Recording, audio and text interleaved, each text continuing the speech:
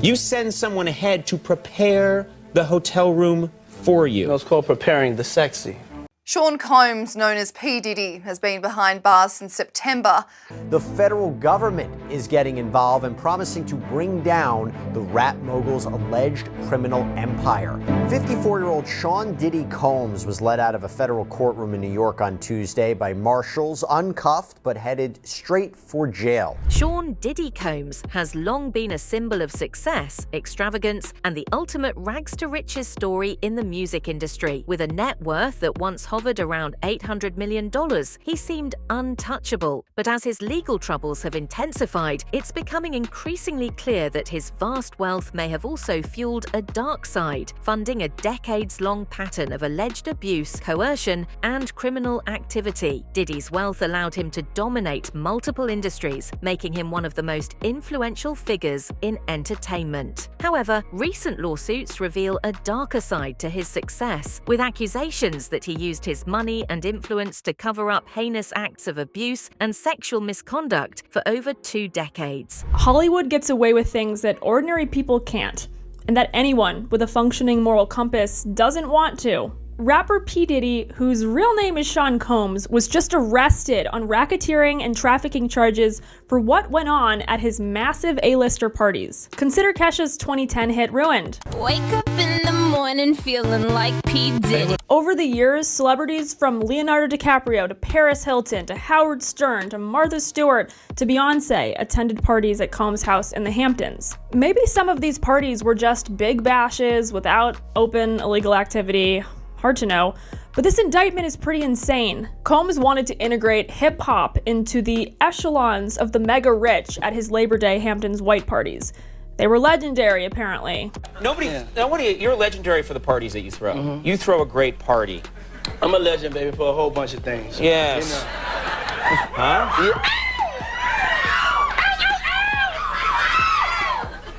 Yeah. What do you do to make just an amazing killer party? Women. Beautiful women, of course. We need alcohols. Right. Alcohols. You need locks on the doors. Okay, this is sounding kind of dangerous now.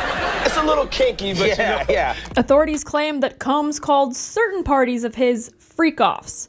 There, he allegedly arranged, directed, pleasured himself, and often electronically recorded. Prosecutors claim that he abused, threatened, and coerced women and others around him to fulfill his sexual desires, protect his reputation, and conceal his conduct for decades. He created a criminal enterprise whose members and associates engaged in trafficking, forced labor, kidnapping, arson, bribery, and obstruction of justice. Diddy's arrest came months after a federal investigation and raids on his properties on both coasts, his Los Angeles mansion and a waterfront pad in Miami. One of the Department of Homeland Security agents involved in the raid of his Florida house claimed he saw rooms clearly dedicated to illicit activity with cameras all around. According to new civil suits filed against him, Diddy's lavish lifestyle wasn't just about throwing legendary parties or buying mansions. It was a cover for criminal behavior. 6 recent lawsuits, filed by 4 men and 2 women, allege non-consensual sexual activity, indecent assault, and abuse spanning from 1995 to 2021. So I need to give you a massive flashing red warning here. Newly filed lawsuits from men and women. More legal trouble for Sean Diddy Combs. 6 new lawsuits filed against him. In addition to the federal charges levied against Sean Diddy Combs, additional civil suits continue to pour in. 6 new accusers have filed lawsuits against Combs, accusing the disgraced music mogul of non-consensual intercourse, indecent abuse, and assault. One of the alleged victims, just 16 at the time. The lawsuits, filed by 2 Jane Does and 4 John Does in New York, are the first of the reported 120 claims being brought against Diddy by Texas-based lawyer Tony Busby. What shocked me most was that it was going on openly in front of other people that you would know, who didn't do anything to stop it. The allegations span from 1995 to 2021, with many incidents claiming to have taken place at parties hosted by Combs. These cases paint a grim picture of what went on behind the scenes of Diddy's high-profile life, with victims claiming they were drugged and sexually assaulted at his infamous parties. Like Mark, the house music it makes you feel kind of woozy, first of all, because it's like a rave or something. Dun, dun, dun, dun, and it's real loud, so you can't really see nothing, but you're seeing everybody like walking around, drunk, hopping around. It's still 7 a.m. So the sun is like coming up, and people are walking around naked, period. Let's get into it. They're walking around naked already, and they're in the pool, skinny dipping. And they're drinking mimosas in the pool, but then it's like a waitress walking around giving people drinks, just passing people drinks, you know, and people are just taking them. Me, I don't drink like that, but I'm like an occasional drinker. Like, I'll drink if we're partying or whatever, just for that occasion. So, because people are going to keep saying, drink, drink, drink. But I didn't take a drink yet. But I just had it in my hand. So one of the sons seen me walking. Mind you, I'm with other girls, but we split up. So I was walking with one girl. She's a Puerto Rican girl. So P. Diddy's son was like, you.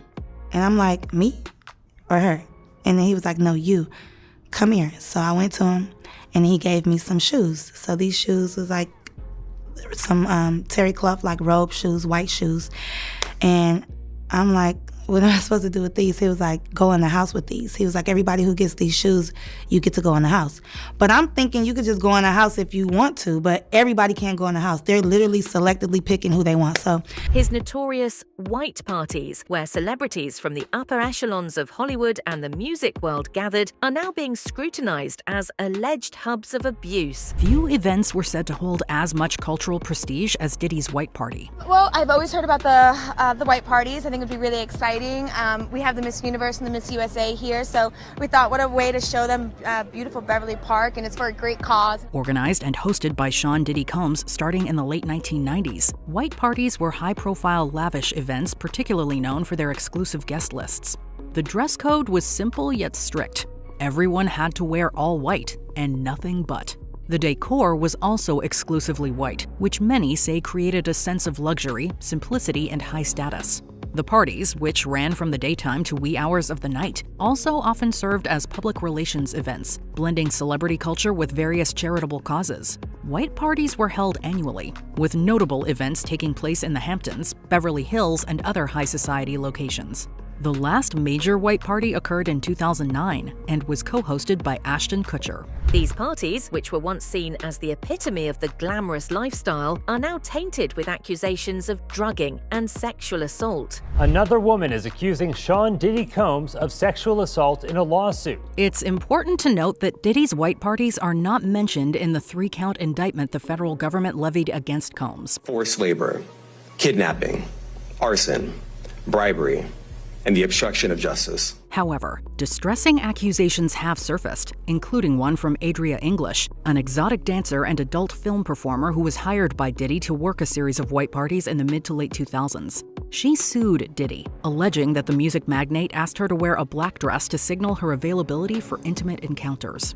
She also asserts that she was plied with several substances and made to be a, quote, sexual pawn. In the complaint, she accuses Combs and other defendants of using her as, quote, a sexual pawn. Recording artist Jay Blaze says he attended the 2009 white party, but notes that he grew uncomfortable as the night went on. He allegedly saw inebriated men mistreat models in the pool, adding that no one intervened. These accusations have led to a reappraisal of the white parties in light of Diddy's recent legal troubles. One of the more shocking claims involves an alleged incident at Macys' flagship store in Manhattan. One man, however, purports that he was indecently assaulted in the back room of a department store in 2008. A Jane Doe alleges she was unlawfully taken advantage of by Combs at a hotel, asserting it was done following a photo shoot when she was 19 years of age. Another male accuser says he was covertly given narcotics and later assaulted by Combs along with other men at a party in 2021. After losing consciousness, he states he later, quote, came to and saw Diddy on top of him. Other males, including a then 16-year-old, allege assaults at parties in the Hamptons in 1998 and 2006. Both are described as being Combs's infamous white parties, which were held annually in the late 90s and early 2000s. The second Jane Doe alleges her assault took place in 1995 at a promotional party in New York for the Biggie Smalls music video One More Chance. Another alleged incident occurred during a 1995 promotional party for the Notorious B.I.G.'s One More Chance music video. Macys accused of covering up Diddy assault. Department store Macys is at the center of one of the 6 new accusations brought forth against Sean Diddy Combs. Macys has been accused of covering up the alleged 2008 backroom assault by Combs at its flagship store in Manhattan. 4 of the 6 were filed by men, including one who was allegedly assaulted at Macys' flagship store in 2008. The lawsuit claims Combs forced a man to perform indecent acts on him following physical assaults from Combs' bodyguards. The lawsuit alleges that Macys, quote, covered up the incident to protect its multi-million-dollar partnership with Combs' clothing brand Sean John. The plaintiff, who worked for Combs' clothing competitor Echo Unlimited, states that his life was also threatened through verbal intimidation. After the incident, Combs allegedly distributed merchandise to fans as though nothing had happened. The man says he reported the assault to Macys security, but claims no follow-up occurred. The lawsuit goes on to further claim that 3 weeks later, Macys CEO Terry Lundgren pressured Echo executives to fire the plaintiff due to the new deal with Combs' brand. This case highlights how Diddy's wealth and influence may have extended beyond the music industry, implicating large corporations in the alleged cover-ups. As if the civil suits weren't enough, Diddy's legal team has accused the US government of leaking confidential evidence, including a 2016 video showing Diddy physically assaulting his ex-girlfriend, singer Cassie Ventura. Diddy's legal team claims that the video's release was a calculated move by the government to bias public opinion against him before his trial. Is there any other place we should be looking at for motive? You know, I think there's a lot of theories out there. This was on hotel security surveillance footage. Why did this not come out until now? You would imagine that if you were an employee at this hotel and you saw this footage, that the first call would be to the LAPD. Of course, we would never reveal our source or our sources. CNN, Homeland Security, and the U.S. Attorney's Office all declined to comment. Diddy himself apologized after the videotape was released. My behavior on that video is inexcusable. I take full responsibility for my actions in that video. I'm disgusted. I was disgusted then when I did it. I'm disgusted now. Today, one of Diddy's lawyers told us he is very strong and doing well. They're asking for a gag order in the case. Adding even more intrigue to the situation is a lawsuit filed by Ashley Parham, who claims Diddy assaulted her in 2018 after she publicly linked him to the murder of rapper Tupac Shakur. Parham alleges that Diddy and his associates orchestrated a physical attack on her as retaliation for her comments. Sean Diddy Combs is facing another lawsuit accusing him of a violent, indecent assault. A woman named Ashley Parham says this came as retaliation for a comment she made about Diddy's alleged involvement in Tupac Shakur's murder. And she has agreed to allow her name to be made public. Let's be real clear about that. She is going public with her name. The lawsuit claims that Combs, along with several accomplices, assaulted Parham in March 2018. Parham had previously expressed her belief that Combs was connected to Tupac's death, which reportedly prompted Diddy to threaten her. She says she believed that Diddy had something to do with the murder of Tupac Shakur and said as much.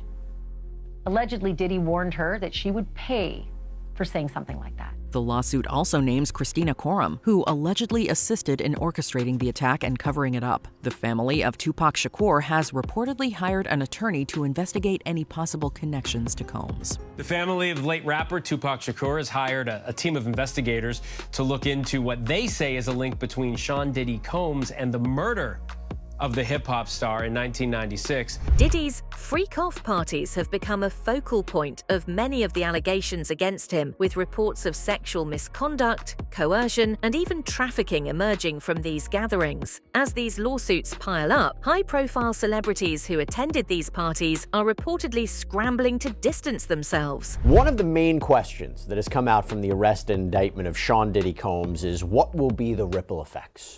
Who else will be caught up in this case? Who else may be implicated in Combs' alleged criminal scheme, whether as a witness, maybe as a potential co-defendant, and more specifically, we have to wonder if those are going to be major players in the music industry. That was Combs' industry, after all. Rap mogul, music mogul, producer. He hung out with music industry icons for years. So we want to think about that. And think about that for a second, because Combs is currently sitting in Brooklyn's Metropolitan Detention Center as he awaits trial on racketeering conspiracy, sex trafficking, transportation to engage in prostitution, and by nature of those charges, when you think about that, Combs, if you believe the prosecution's case, couldn't have committed these alleged crimes on his own. I mean, for conspiracy, he needs to have agreed with someone else to engage in these criminal activities, to further the goals, to carry out the interests of this alleged criminal enterprise. Prosecutors have said in their filings there are co-conspirators, that he had those facilitate the sexual abuse and sex trafficking of women.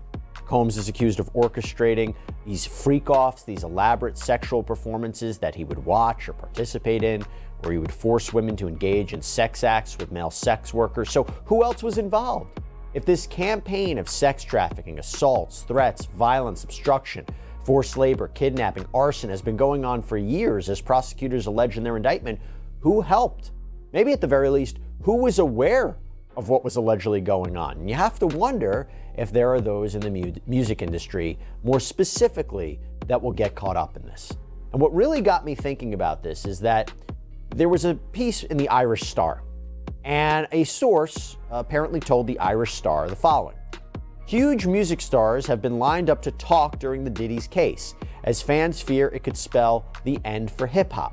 Already, some celebrities are quietly settling lawsuits to keep their names out of the headlines, suggesting that Diddy wasn't the only one benefiting from the power dynamics at these events. While these settlements may protect certain individuals from public exposure, federal prosecutors may still pursue charges if recordings or further evidence implicate them in Diddy's alleged crimes. A lot of people are talking about names that could come up in these lawsuits. You referenced that some of these names are pretty high profile and could shock us. What can you tell me about those names? Are there a lot of people that could be implicated in future crimes? Is it possible that the things that will be listed in these future lawsuits could be prosecuted? What can you tell me? Well, I'm very careful to talk about whether someone did or did not commit a crime. You know, the civil system is very different than the criminal system. The criminal authorities are very particular about which claims that they pursue, because the standard of proof is beyond a reasonable doubt. In the civil system, the standard of proof is more likely than not, or preponderance of the evidence. So it's a lot lower standard in the civil system. So, but to answer your question as far as crimes, I won't comment on that. But as far as whether there will be additional individuals, people that we all know joined in some of these suits, there's no doubt that will be the case. There's no doubt that some of these events and these assaults occurred at particular people's homes, some venues, some hotels, some clubs. We know that there were people in the room when some of these things occurred.